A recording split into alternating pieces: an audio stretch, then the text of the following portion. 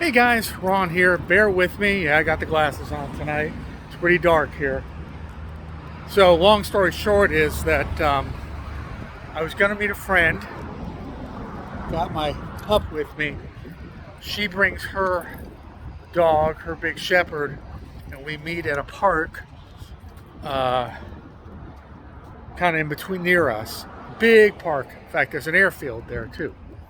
Private planes take off and land. Just bumped my head to getting the dog out of the car. God, that hurt. Good thing I got the hat on. Anyway, her car wouldn't start, which has been happening to me lately. I had a lot of problems with my car lately. Just spent $1,800 on my car recently. So her car wouldn't start. And then I said, I'll come and pick you up. Even though I've never been to her house. We met in art class many years ago. We've been hanging out for years. And I said, I'll pick you up. And she said, no, it's okay. Or she said yes, and I was on my way, and she said she was having a panic attack. Can we reschedule? Which happens. So I decided to continue on with the dog and talk about a subject that I know something about. Unfortunately, I'm not going to be showing. I'm going to show you a little bit of Santa Monica on this walk. This is a street called Ocean Park, which goes down to the ocean, and it's near Pico. And it's near, what's it near? Pico, I just said, Sepulveda. It's prime West Los Angeles. Anyway, without further ado, I want to talk about the last days of actor Peter Lawford. And I'll show you the scenery so you don't have to stare at me while I talk. And we'll talk about Lawford. I've done a video on Lawford's house. The house, which is at, and if you're in Los Angeles, you want to go by it, access is difficult. You'd have to park at a beach lot and actually walk up from the beach or walk in front of it, but it's right on the Coast Highway, Pacific Coast Highway. The address is 625 Pacific Coast Highway. Louis B. Mayer owned it once, and when Lawford was with MGM, he said, I'm going to own that damn house one day, and he certainly did. Okay, so let's talk about Peter. I mean, the long and short of it is, and I'll show you some of Ocean Park here. Look at this old building here. OP Cafe, I have been there. Pico, which is like just a block away from here, runs up all the way to downtown LA from the ocean. And Ocean Park is almost a sort of forgotten street because it runs from the ocean, but it only runs, I guess, about 5 miles up from the ocean. And then it stops just past Bundy. Anyway, but a lot of streets like this with retail and restaurants. So, Peter Lawford, born in England to Lady Lawford and Sir Sidney. I won't go into the details about his semi-prestigious background, but Lady Lawford, his mother, was quite the character. In fact, she used to dress him up as a girl, as a young child. He claimed that he was molested by nannies, or he intimated that. I mean, he was, the beautiful little boy that apparently even the nannies couldn't keep their hands off him. That's really bad. And he said that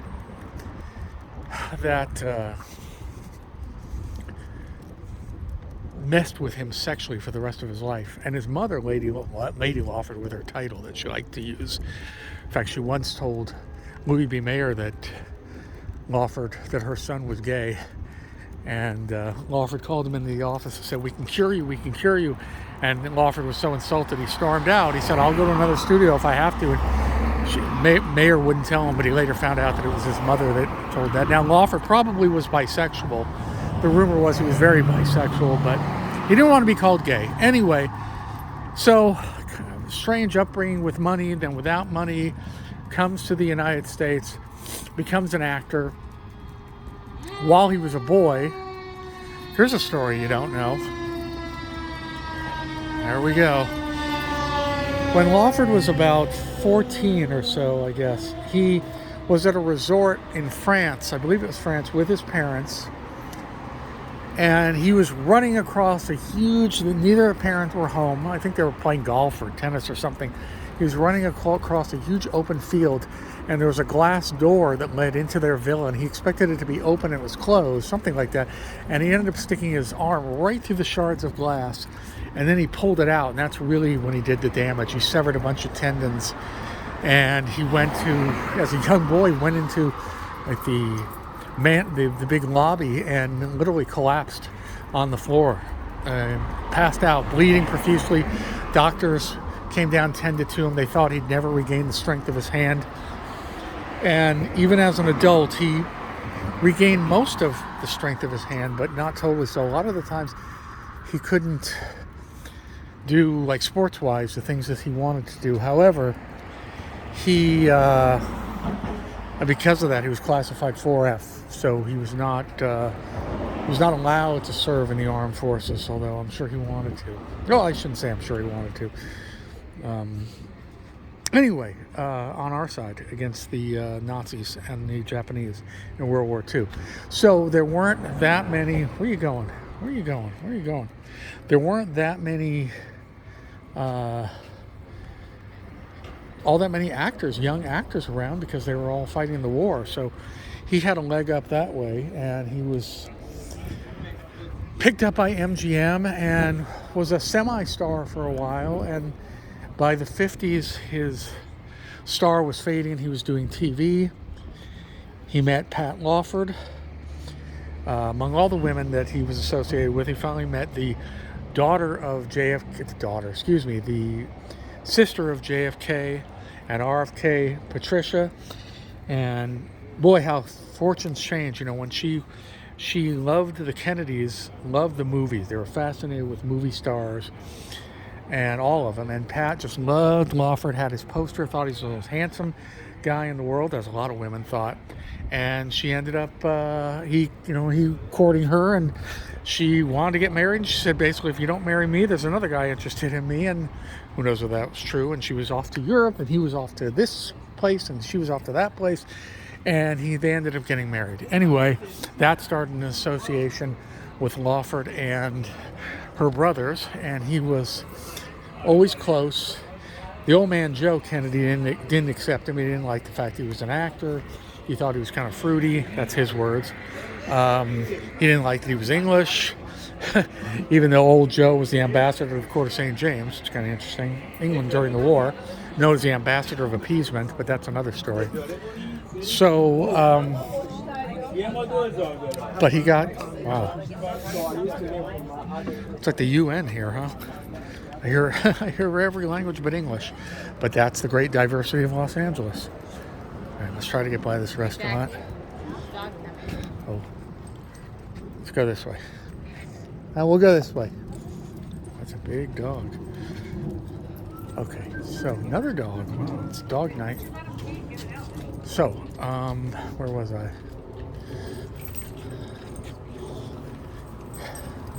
The problems for Lawford really started when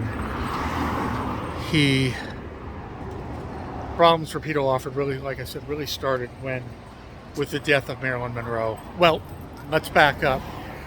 Actually, before that, Peter Lawford was enamored of Frank Sinatra, and he was very close to the other guys in the Rat Pack. But when Peter Lawford actually was asked to become a member of the Rat Pack, and Pat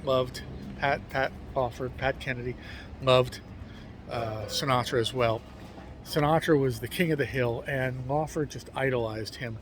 And when he was asked to be part of the Rat Pack, that was probably the pinnacle of Peter's success and happiness. But there were two incidences. Once, years before, he had a lunch date with Ava Gardner after, I think, the first time that Ava and Frank broke up. And even though Milt Evans, Peter's manager, was with him, when Sinatra heard that Lawford had a lunch date with Ava, he went berserk, and he didn't talk to Lawford for 5 years. And it crushed Lawford. It crushed him, even though Milt Evans explained, I was there, it wasn't a date, it was just a friendly lunch. Peter would never, do anything to hurt you, and it certainly wouldn't, of course. Sinatra didn't for him. Now, the first major blow, because Lawford had a pretty good life, admittedly, although I will say that he talked about things that he was never explored. Now, he said that psychiatry would not help him. He didn't believe in psychiatry, but he talked about times where He said everything would be fine during the day, and by nightfall he'd be in this dark, gloomy mood, and he didn't know what had come over him. In fact, once he said he was surfing, because he was, up until his 30s, I guess, he was a pretty avid surfer there in Santa Monica, and athletic. Boy, did his life change. And he said that he was surfing, and a panic came over him, and he rode the wave in, and he had to barely drive home. He barely got home, or maybe he was close enough to his own house. And he said he kind of locked himself in his bedroom. Some speculate that he was bipolar. But anyway, other than that, his life was pretty functional. He wasn't drinking more than socially, and he certainly wasn't taking drugs in the late 50s, early 60s. So what happened was, once Jack Kennedy was president, Lawford was really king of the hill. He was taking calls from his brother-in-law, the president, and saying, put him on hold, or I'll call him tomorrow, impressing everybody. Real arrogant in the movie business, stepping on people's toes in the business, because another big dog. Oh, this is definitely Dogville. Let's wait till they pass. Look at that dog again. He was having helicopters. Lawford was having helicopters fly out to his house and drop him off, because he didn't want to walk. He didn't want to make the drive to the studios. He was really overstepping on a lot of toes with hubris, because, hey, my brother-in-law is president of the United States. Wouldn't last forever, though. So, at one point, President Kennedy is supposed to go to Palm Springs, my hometown, and he's supposed to stay with Frank Sinatra. And Sinatra was so happy. This was spring of 1962. Sinatra had a American flag erected and a flagpole at his place. He had extra phone lines put in for the Secret Service. He had a plaque that was going to say Jack Kennedy slept here. He was so thrilled that his Palm Desert compound was going to be used for Jack Kennedy staying there for a couple of days. Just wait a second. A lot of people on the street today. That he was really, really thrilled. And then came word to Bobby Kennedy and said, Bobby Kennedy, as the Attorney General, who of course also knew Sinatra socially, they probably screwed around with the same women together. I know Jack did. Jack Kennedy absolutely did. They said, Bobby Kennedy's investigating the mafia. Frank has endless mafia ties. Can't do it. It'll look bad. The optics are bad. So what happened? They left it up to Lawford to be the bag. Jack Kennedy said, tell Frank I can't stay with him. Nothing personal. But, of course, Peter said, it's terrible. He'll never forgive me. He'll blame me.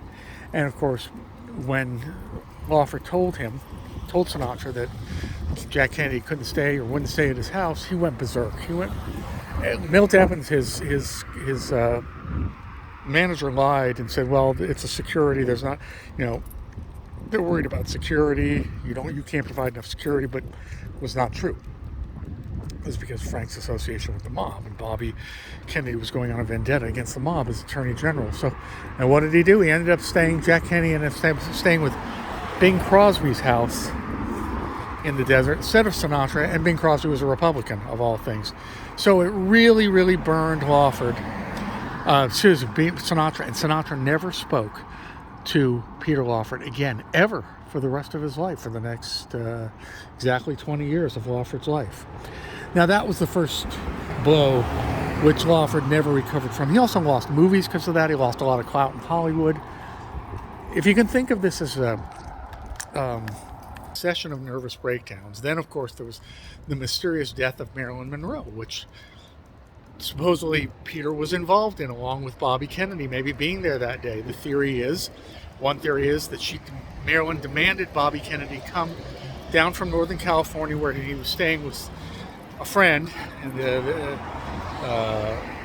and tell her, Marilyn personally, why he was breaking it off with her, why he wouldn't marry her, why he was breaking it off, why she couldn't contact him again.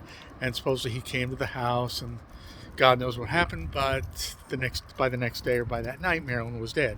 Supposedly Peter Lawford was the guy who went there to clean things up. We'll never know for sure. But the death of Marilyn Monroe was the second blow. Apparently, according to future relationships that Lawford would talk to, these women in a drunken stupor, he felt very guilty about Marilyn. That was strike two. That's 1962. Two things in 1962. But the thing that Lawford never recovered from ever was the death of his dear friend, Jack Kennedy. And when Kennedy was assassinated, Peter Lawford literally never recovered from it. He cried and he cried and he cried for months on end.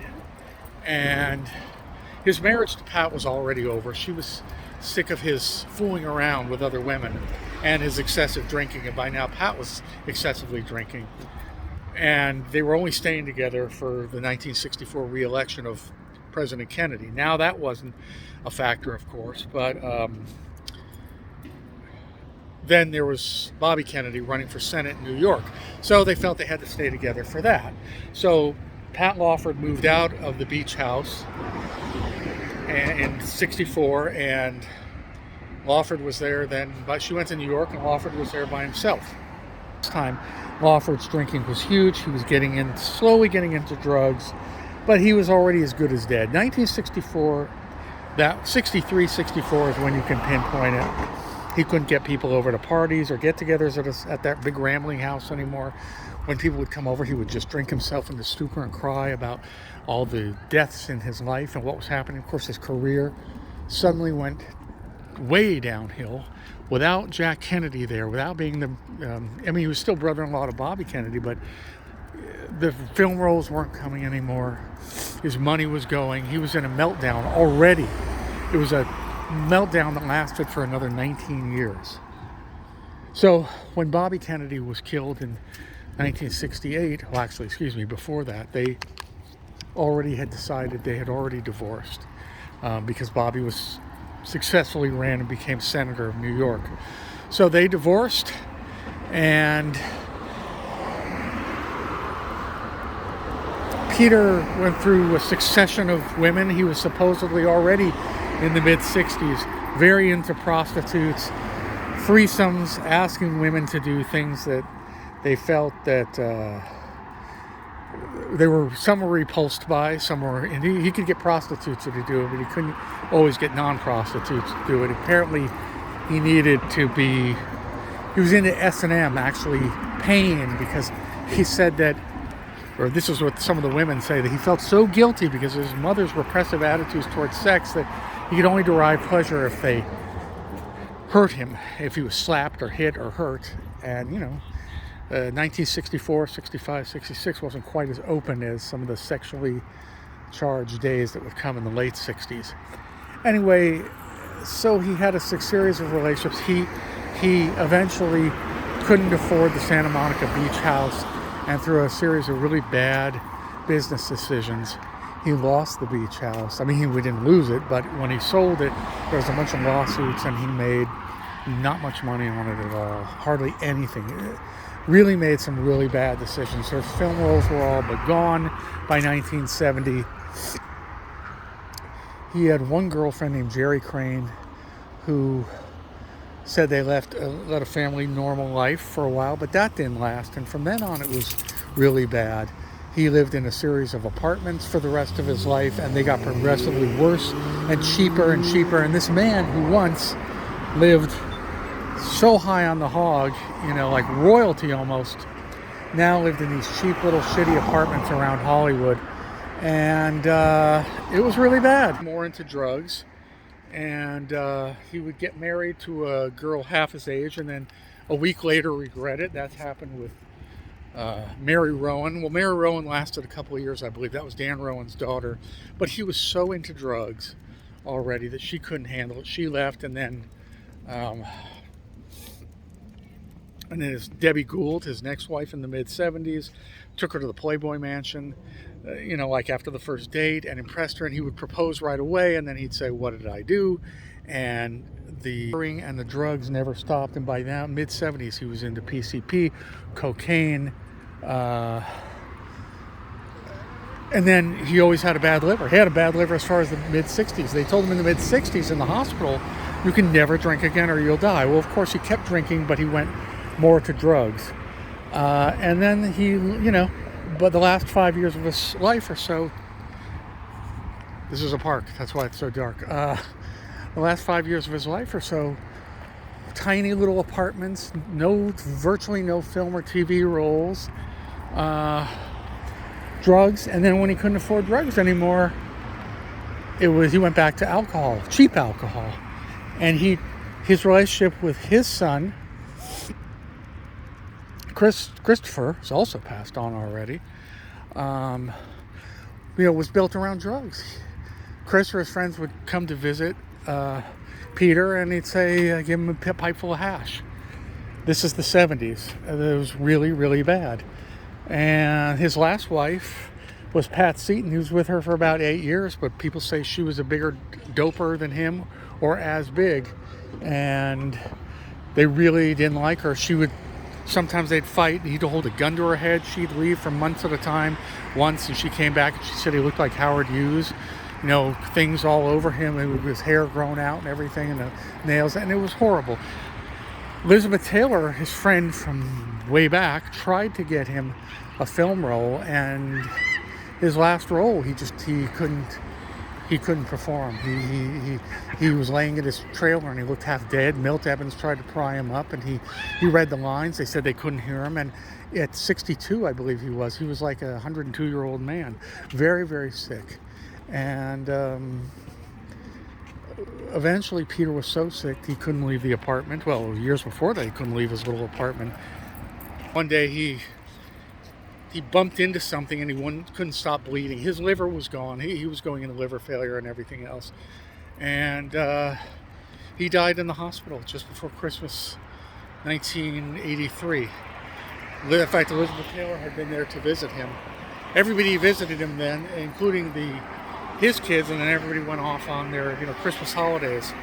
So it was really, really bad. Pat Seaton claims she didn't have the money to bury him. It was a terrible, terrible mess, and Lawford's ashes are now interned at Westwood Memorial Cemetery, where Marilyn Monroe is buried, right next to Hugh Hefner.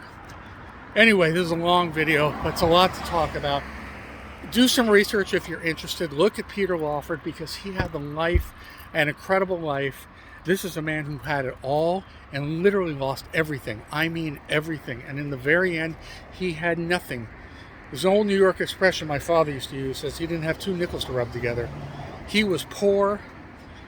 He didn't have a stable personal life, because he would only go with, girls that were druggies and wild like him and that were half his age. But he literally lost everything. It was very, very sad, especially to a man of intelligence and wit and breeding, not a good name. And what, did this person not see me filming? Why did they insist? That's California, baby. We're so friendly. Don't talk to me when I'm filming. Anyway, that's okay. Anyway, this is a man who literally had everything and died with absolutely nothing. So that's my video on Peter Lawford's last years of Peter Lawford. Very, very sad. And yeah, that's it. So if you guys like the channel, please do subscribe. If you do subscribe, please hit the little bell icon next to the subscription button, and you'll be notified when I post. And please give the channel likes. I'd really appreciate it. But guys, I'll see you at the next location. Thank you. Bye-bye.